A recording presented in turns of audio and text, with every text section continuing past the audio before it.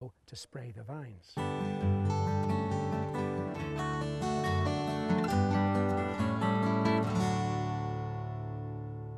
Well, here we are in the beautiful tasting room. There's lots of art around, and that links rather nicely with the fact that we're actually here, the art of winemaking. Of course, we're in the tasting room, we're going to do some tasting. We've been talking about the 5 different senses so far that we need for wine appreciation. We've talked about the sense of sight, we've talked about the sense of smell. Now we're going to talk very briefly about the sense of touch. Now, I'm not going to ask you to put your fingers in the wine, that's touch, but all of our bodies are sensitive to touch, including the inside of your mouth.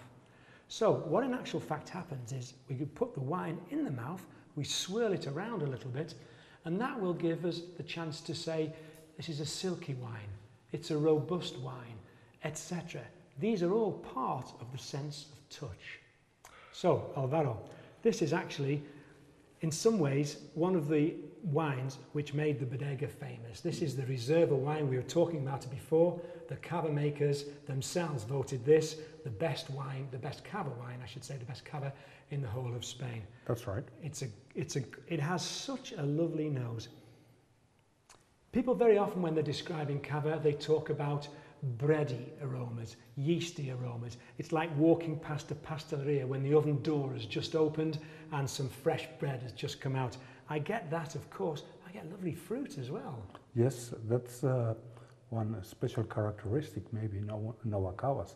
They are old age, silky, very stable, very nice cavas, but they still keep this youth, this freshness, the vitality. This taste. Exactly. Yeah. And this is not very normal, I would say in Spanish cavas. Well, it can't be normal because it's the best one. Well, that's straightforward. That's It's got a slightly sort of honeyed element to me as well.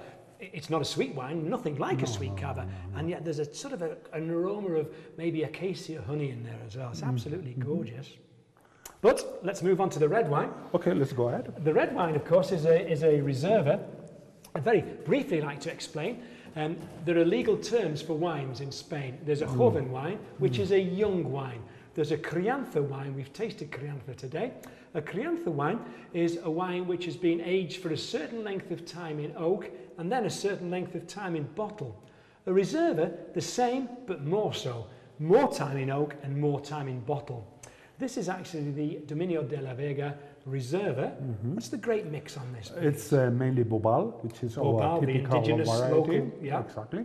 It has a little bit Cabernet Sauvignon and then a little bit Shiraz. In other words, it's a little bit like the one we actually made. Exactly. Let's do a little bit of, on the nose. Very dark colour, I guess, actually from the Cabernet Sauvignon. Probably, but it's Bobal has this Bobal, it's dark skinned grape as well. Yes, traditionally this was a grape which was originally sold to the northern European wine producing regions just to give color and structure. Really? Really. I bet they kept that quiet, didn't they? Exactly. Now let's put it on the nose. Big fruit coming through as well. But a little bit of minerality as well. This is nice in a wine, Yes. Good wine to accompany a dinner, perhaps? Absolutely, with a good compañía in Spanish. Of course, okay. Good, in nice company, nice dinner, nice wine. You can't beat it. Tell me,